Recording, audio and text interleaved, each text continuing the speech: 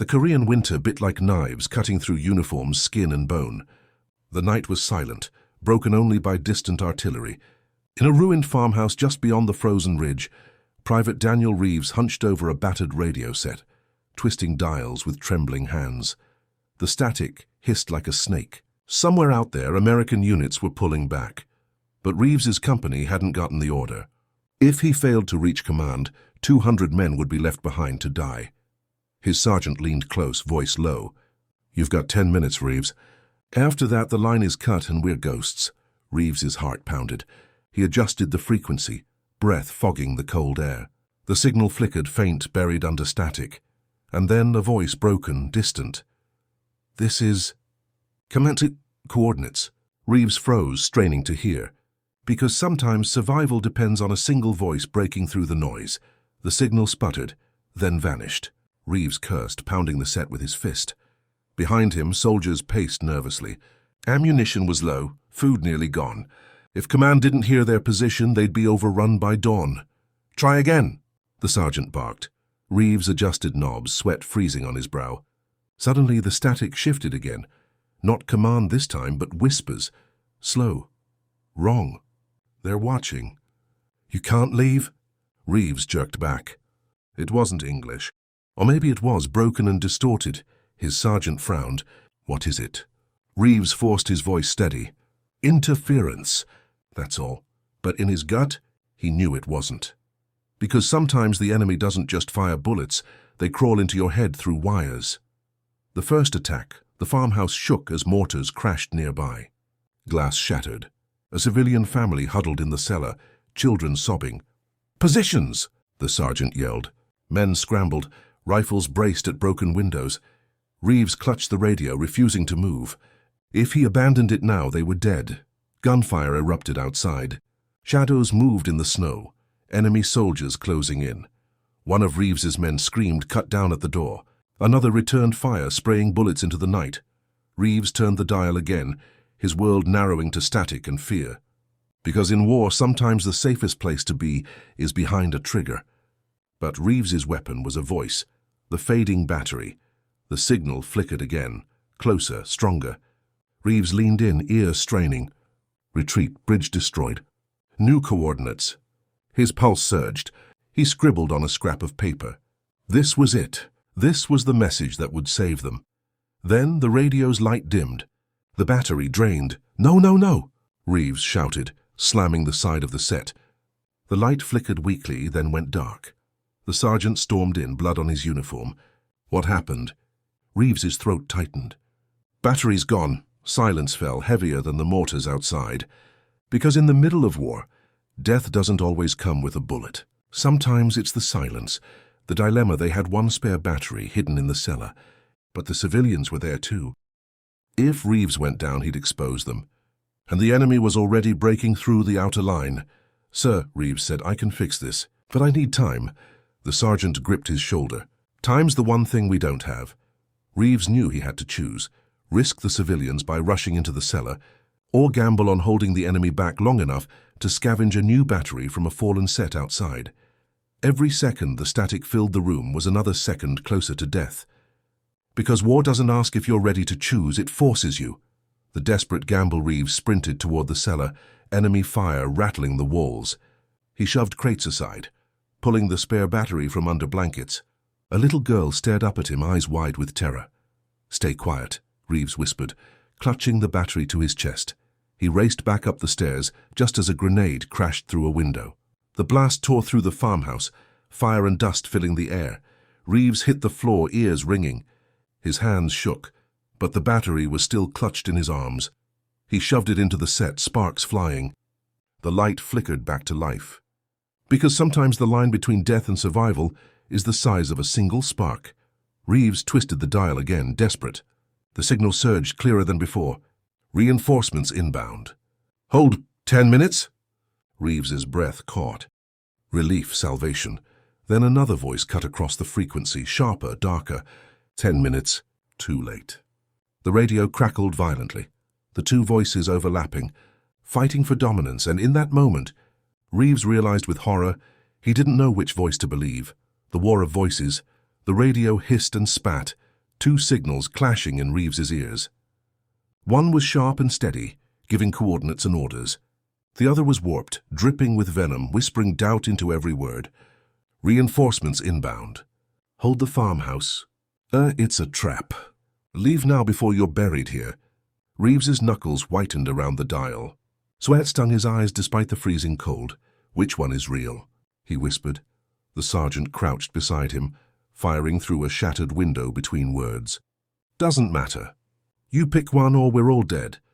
Because in war, hesitation is just another word for suicide. Cracks in the foundation. The farmhouse shuddered as mortars slammed nearby. Dust fell from the beams overhead. Reeves coughed, covering his mouth. The walls wouldn't last much longer. In the cellar, children cried, muffled by their mothers' trembling hands. The sound cut deeper than any shell. Sergeant Cole barked orders, pushing men into new positions. But even he knew their defense was crumbling. Reeves, he snapped. What's the call? Reeves stared at the radio. His instincts screamed at him. One signal promised hope. The other whispered of betrayal. He chose. He had to. Because sometimes the wrong choice kills slower than the right one. The first betrayal. Reeves relayed the coordinates from the stronger voice. Command says reinforcements will arrive here. 10 minutes, Cole nodded grimly. Then we hold for 10 minutes, but not everyone believed. Private Mason spat into the snow-stained floor. That ain't command. That's bait. We're sitting ducks. Shut it, Cole snapped. But Reeves caught Mason's eyes, wild, desperate. And beneath that desperation was something else. Her secret. Because when trust starts to crack, betrayal doesn't come from the enemy, it comes from the man beside you. The next wave hit harder. Dozens of silhouettes charged through the snow, rifles blazing. Hale's men, what few were left, fired back with grim precision. Windows shattered. Bullets chewed the walls. A machine gun rattled from the ridge, pinning them down. Cole roared, "Hold the line!" Reeves clutched the radio, listening to the voice again. "Stay. Reinforcements are near." But the other voice cut in, smoother now, like it knew his fear. You're already dead, Daniel. Why not save yourself?" Reeves's blood froze. The radio knew his name, because in the static, sometimes the voice you hear isn't theirs, it's yours twisted against you. The escape attempt. During the chaos, Mason slipped toward the back door. Reeves caught him, grabbing his sleeve. "Where are you going?" Reeves hissed. Mason's eyes darted. "We're finished here. I'm not dying in this shack. You'll doom the civilians."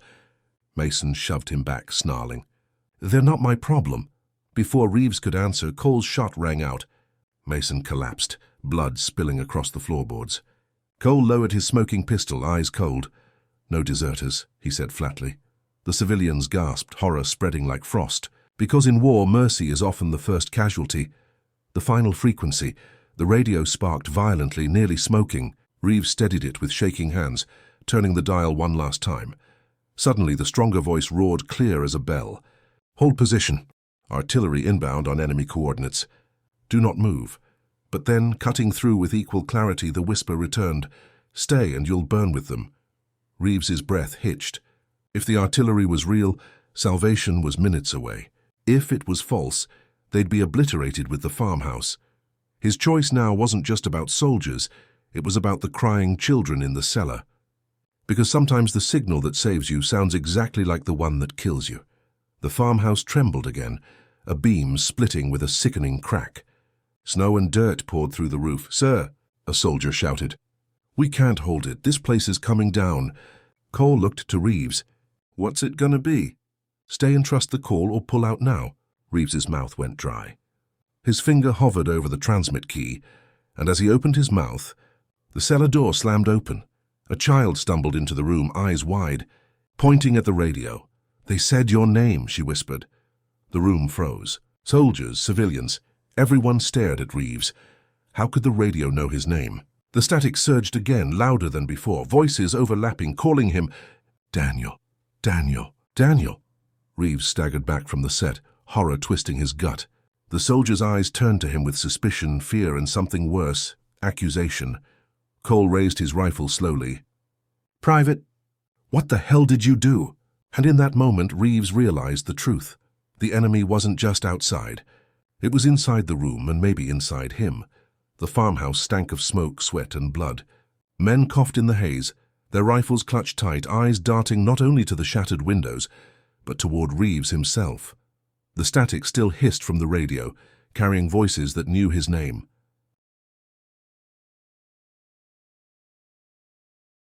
Daniel. Stay. Daniel.